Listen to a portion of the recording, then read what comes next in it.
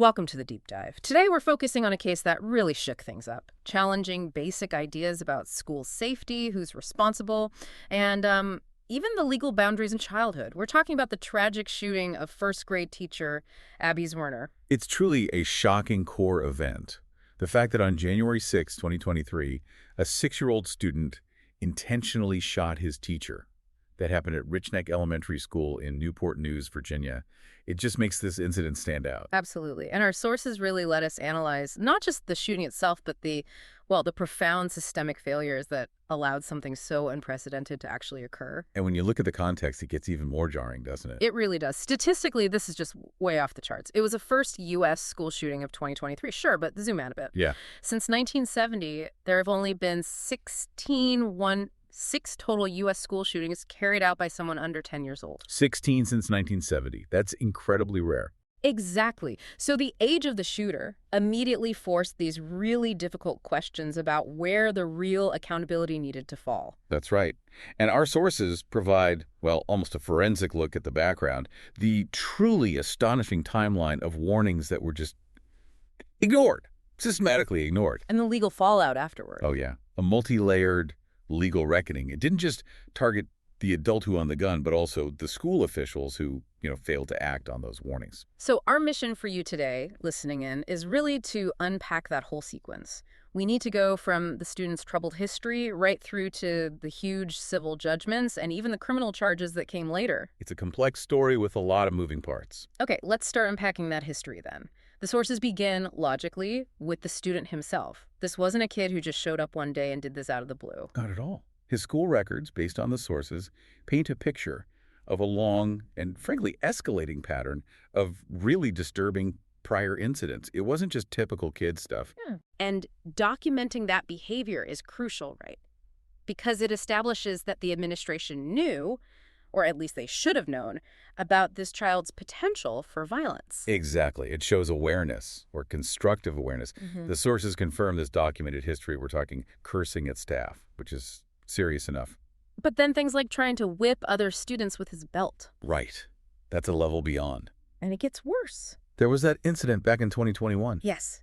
Extremely concerning. He allegedly choked a teacher, locked his forearms around her neck, pulled her backward. I mean, that's significant physical assault. And the district's response then? They moved him to a different school environment.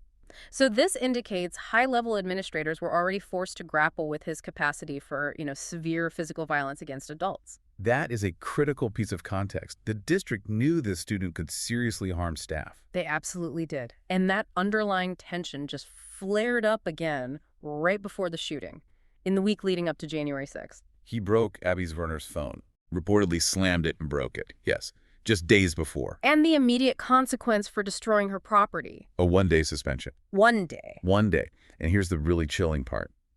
January 6th, the day of the shooting, was his very first day back in her class after that suspension. So he returns immediately after being punished for damaging her property to a classroom where staff are already on high alert about his volatility. Precisely. They knew he was unstable. They knew he just acted out destructively towards this specific teacher. So given that history and his return from suspension, the weapon coming into play is the final awful piece. What do the sources tell us about the gun itself? The weapon was identified as a 9mm Taurus Armis G28 pistol. He managed to bring it into the school hidden in his backpack. And where did it come from? Crucially, the sources confirmed it belonged to his mother, Deja Nicole Taylor. She had purchased it legally. Legally purchased. That detail immediately shifts some of the focus, doesn't it? Away from just the child's actions towards the adult responsible for securing a lethal weapon. It has to. Secure storage, access in the home. These become central questions, especially when a child gets hold of it. Okay, so we have this trouble history, we have the presence of the gun, and that combination makes the timeline of what happened next just staggering, especially when you look at the civil lawsuit later. Absolutely. Yeah. Because this wasn't some sudden bolt from the blue crisis. The sources lay out how it was the direct result of catastrophic administrative failure unfolding over just a few hours. A critical 3-hour window. A 3-hour window where multiple specific urgent warnings were given directly to school administrators and ignored. That sequence of denial, that's the heart of the systemic breakdown here. Let's walk through those warnings carefully because the timing is just devastating. The first alert, It came from Abby Zwerner herself. Yes, she raised the first flag early in that window between about 11:15 and 11:30 in the morning. And what did she report? She told officials the student had threatened to beat up another student, a physical assault threat. Okay, so that's the first formal red flag of the day, a specific threat of violence. And it should have been seen in context, right? Given his documented history, including choking a teacher previously, this wasn't just playground talk. Definitely a serious warning. But it was only the first one. An hour later, around 12:30 p.m., the situation escalated. Dramatically, a second teacher, it seems, acting on her own unease, maybe instinct, Yeah. she searched the student's backpack. She searched it herself. Threw it upon herself, yes. It's not entirely clear if she found the gun right then, but the key thing is she then went to an administrator, told him what she did, expressed her ongoing concern about this student. So that shows the anxiety was spreading among the staff. Teachers felt they needed to take action themselves. It does. They weren't feeling supported, clearly. But the third warning, this is the one that just defies belief, it came shortly before 1 p.m. What happened then? A third teacher reported to administrators that the student had actually shown another child a gun during recess. Shown a gun at recess. Yes. And not only that, he reportedly threatened to shoot that child if they told anyone. My goodness. So by 1 p.m., the administration has received 3 separate warnings. Threat of violence, concern leading to a search, and now confirmation from a witness that he has a gun and is making lethal threats. Correct. 3 distinct warnings, escalating in severity, culminating in direct confirmation of a firearm on school grounds in the hands of this specific, known to be volatile child. This is the point where everything should have stopped. Lockdown, intervention. You would think so. But this is where the story turns from just tragedy to, well, documented systemic negligence. Faced with confirmation of a gun, the administrative response was just bafflingly passive. The sources detail what they were told. They do. One teacher who passed on that third critical warning, the one about seeing the gun, was reportedly told by an administrator to, and this is a direct quote, the sources cite, wait out the situation. Wait it out. Wait it out. Because, quote, the school day was almost over. Prioritizing the end of the school day over an active, confirmed gun threat? How is that possible? It's incredibly hard to process. It suggests a deliberate decision to risk it, maybe hope it just went away, rather than follow what should be basic safety protocols. It's a fundamental breach of the duty of care. And it wasn't just passive waiting. They actively stopped someone from helping. That's another key point from the sources, yes. Following that third warning, the confirmed gun citing another school employee specifically asked for permission to search the student and his backpack. And Permission denied. Explicitly denied by an administrator. so they knew about the gun, they were told to wait, and they refused permission for a search that could have located the weapon. Correct. That active denial, despite having specific, credible intelligence about a firearm, that became a cornerstone of Abby Zwerner's later civil lawsuit. It points directly to gross negligence. And we know Abby Zwerner herself knew the danger she was in and felt abandoned by the administration. Tragically, yes. About an hour before she was shot, she sent a text message. It was to someone unidentified. But in it, she said the student claimed to have a gun. Claimed to have one. And she stated very clearly that the administrators were not helping her. That text is just heartbreaking. It underscores her fear, her awareness, and the administration's. Well, their willful dismissal of the extreme danger she and her students were in. It's powerful evidence. It shows she recognized the threat, she communicated it, and she perceived the administration as knowingly failing to act. That goes directly to the reckless disregard element needed for gross negligence claims later on. And sadly, that failure to act led exactly where you'd fear it would, around 2 p.m. during a normal lesson. The student pulled out the 9mm pistol and pointed it at Abby Zwerner. Police later confirmed it was intentional. Yes. Their investigation concluded the shooting was intentional. There was no struggle beforehand, no warning. He just aimed and fired when she apparently reached for the weapon. Trying to disarm him, even then. It seems so. The physical impact was immediate and severe. The bullet went straight through her left hand, rupturing bones, and then lodged in her chest. Her injuries were initially described as life-threatening. They were. She required intensive care, though thankfully she was released from the hospital later that same month, mid-January 2023. But the immediate aftermath, her actions right after being shot, that's what's truly remarkable. Even grievously wounded, her first thought wasn't for herself. Not at all. The sources emphasize her heroism, her extraordinary presence of mind. Despite being shot, bleeding, in shock and pain, her immediate instinct was to protect her students. She got them out of the classroom. Every single one. She escorted all her students out of that room and away from the shooter, putting their safety first, even as she desperately needed medical help herself. That level of courage, it really does demand we pause and acknowledge it. Absolutely. It's easy to just recount the facts, but that action likely saved many children from witnessing or being involved in something even worse. No question. While she was getting help, someone else on staff managed to restrain the shooter. Yes, that was Amy Kobach, a reading specialist. The sources say she intervened quickly, restrained the 6-year-old boy, and called 911. She held him there until the police arrived and took him into juvenile detention. So immediate, decisive action from other staff members on the ground, contrasting sharply with the earlier administrative inaction. A stark contrast indeed, and the long-term impact on Abby Zwerner. It wasn't just the initial hospital stay. The trauma was physical and psychological and lasting. Deeply lasting. Testimony during her civil suit, this was in October 2025, revealed something quite shocking. The bullet was still lodged in her chest. Nearly 3 years later. Nearly 3 years after the shooting, yes. Imagine living with that constant physical reminder. And beyond the physical. The psychological toll. Immense. Yeah. As of January 2025, she reported struggling severely with PTSD, with heightened anxiety, with depression, all stemming directly from the shooting. It made returning to her profession essentially impossible. Which explains her formal resignation. Yes. She resigned from her teaching position on June 13, 2023.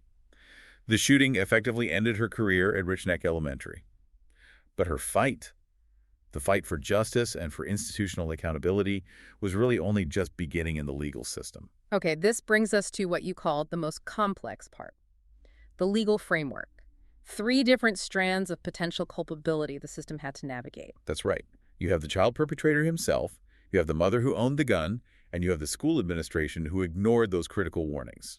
Very different legal questions for each. Let's start with the child. Dealing with a 6-year-old shooter presents a unique legal challenge, doesn't it? What could even be done? It's incredibly difficult. Because of his extremely young age, his identity was protected by law, and critically, he was not charged with murder. Similar to a previous case. Yes, the sources draw a direct parallel to the 2000 killing of Kayla Rowland. She was also killed by a 6-year-old shooter who was also not charged. It's a grim historical echo. So if not charged, what happened to the boy in this case? He was arrested initially, but then immediately placed in a healthcare facility for treatment, for assessment, not in a conventional jail or juvenile detention center. And the reasoning behind focusing on treatment, not punishment. Well, legal and psychological experts commenting on the case really emphasize the developmental stage of a 6-year-old. Their moral reasoning, their understanding of consequences, their ability to form criminal intent. It's just not developed like an adult's or even an older child's. So the consensus was care over incarceration. Very much so. The discussion centered on acute disability, on the need for compassion, for intensive care, for rehabilitation, not on traditional criminal justice, which isn't really equipped for a perpetrator that young. Did the family offer any context for his behavior? They did later state that he had an acute disability and had received an ADHD diagnosis.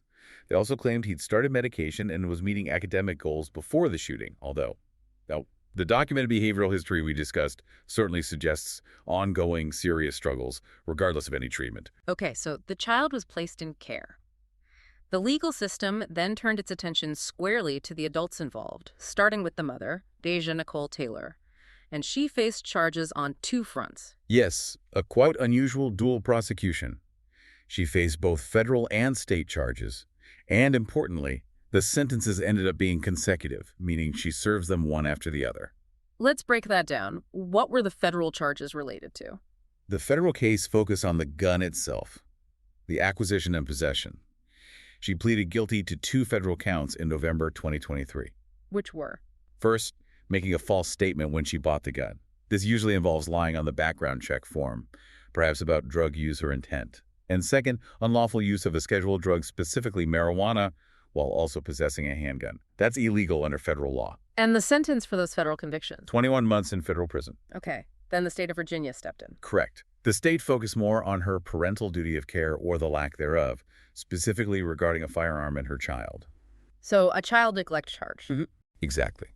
In December 2023, she was sentenced for felony child neglect. The charge stemmed directly from allowing her 6-year-old son to get access to a loaded firearm and, obviously take it to school. And the state sentence. 2 years in state prison. And these run consecutively. Yes, that was the crucial part. First the 21 months federal, then the 2-year state. So a total combined sentence of 3 3/4 years behind bars.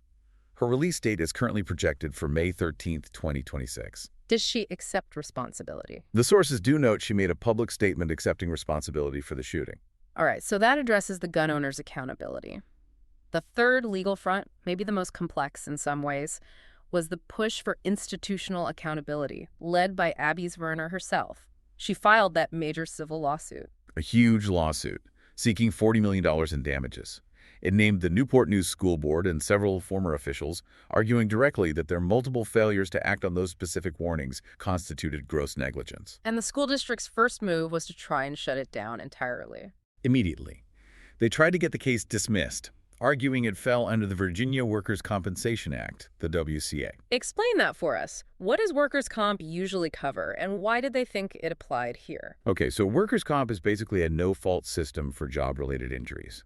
If you get hurt at work, WCA provides benefits like medical coverage and lost wages, usually pretty quickly. But the trade-off is? The trade-off generally is that WCA becomes the exclusive remedy, meaning if your injury is covered by workers' comp, you typically can't then sue your employer for negligence over the same injury.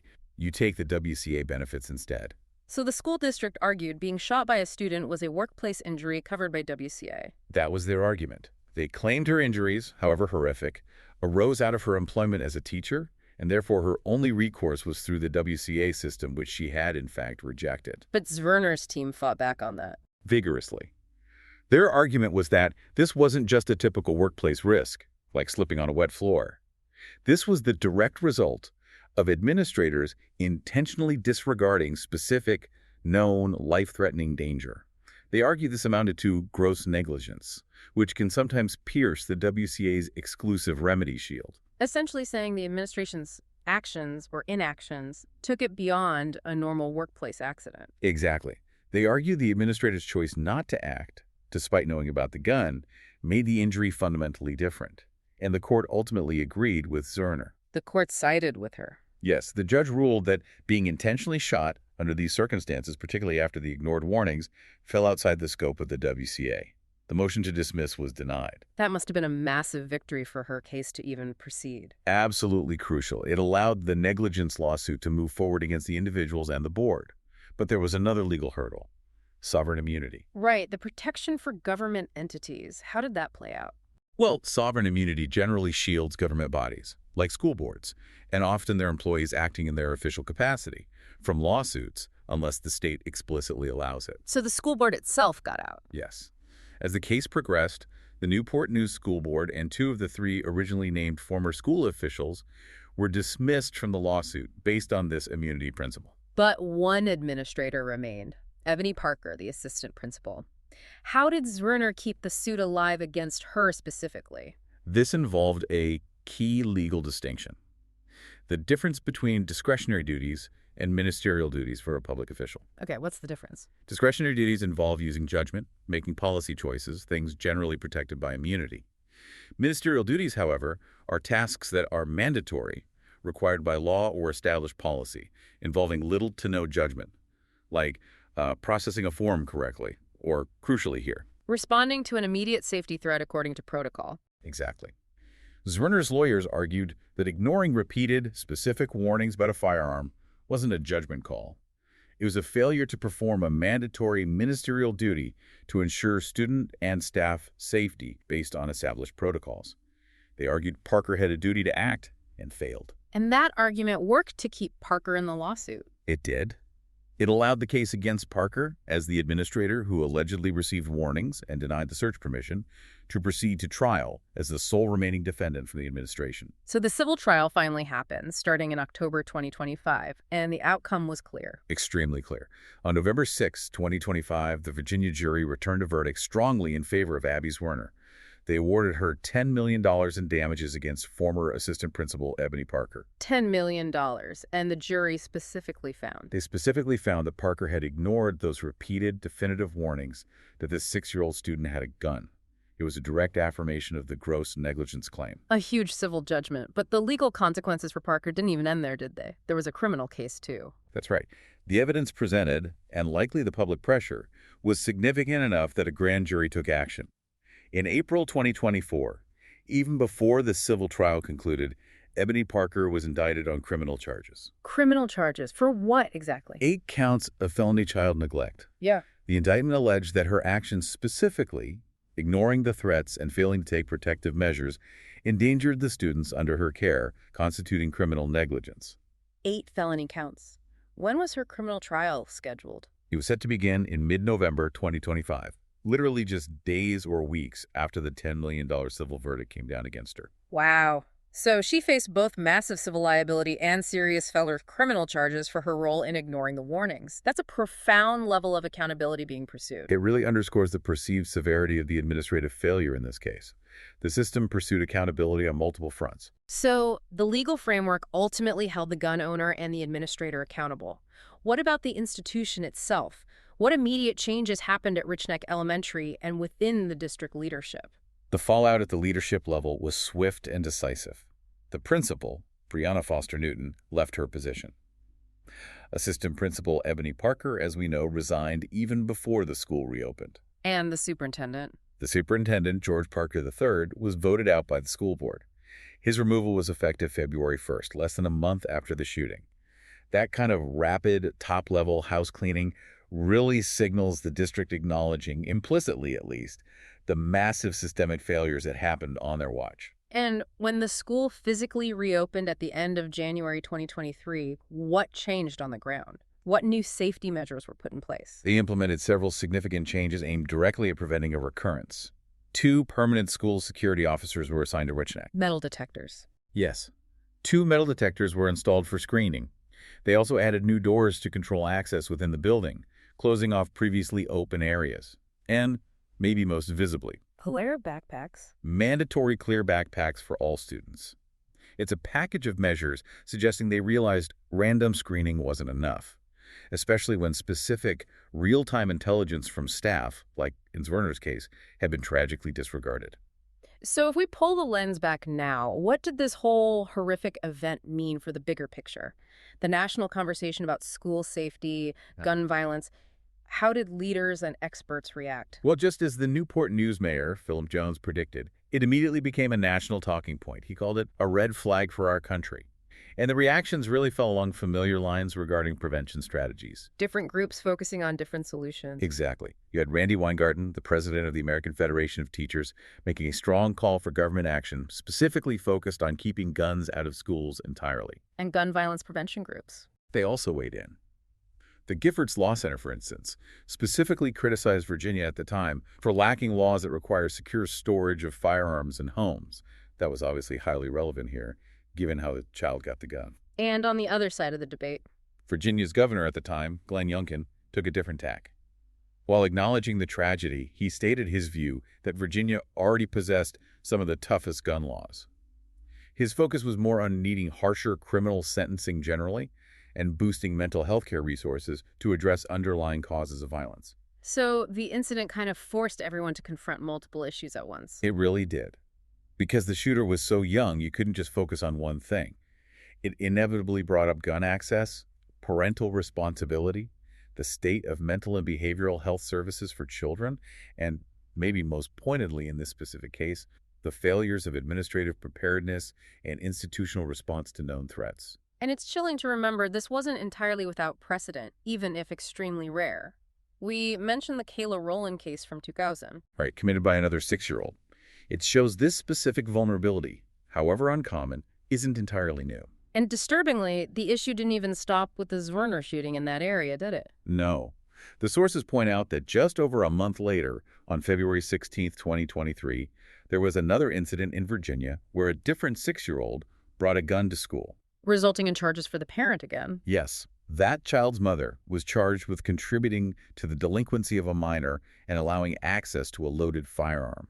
It seems the message about adult responsibility for gun access was being hammered home legally, in the Commonwealth right around that time. Okay, so this deep dive into the Abby Zwerner case, it's given us a lot to process, a huge amount of critical information. What Yeah. seems fundamentally clear, though, is this wasn't just some random, unavoidable tragedy. Absolutely not. It was the direct catastrophic consequence of documented specific warnings that were repeatedly ignored, a profound failure of institutional duty that led straight to severe harm. And the legal system, in response, carved out pathways for accountability. Yes, quite significant ones.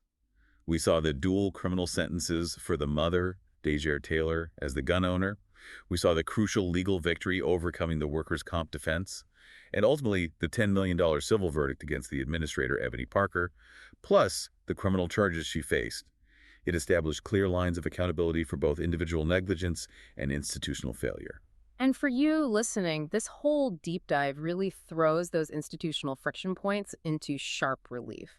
You see where standard policies, things like metal detectors, completely failed because the human element, the real-time concerns from staff on the ground, was ignored. That breakdown in communication, in trust, in responsiveness, it had devastating consequences for Abby Zwerner's health, her life, her career. Which leaves us with a really difficult question to reflect on, doesn't it? It builds directly on everything we've discussed. I think it does. Yeah. Given the very severe and arguably justified legal consequences that both the mother and the former administrator faced for their failures, how do we as a society balance that necessary push for accountability in these extreme safety failures? With the undeniable ethical and legal complexities of dealing with violence carried out by a child so young, a 6-year-old whose moral compass and understanding are, by definition, still developing. Exactly. That tension between holding adults and institutions responsible for catastrophic failures and figuring out how to respond justly and effectively to violence by very young children, that's the core,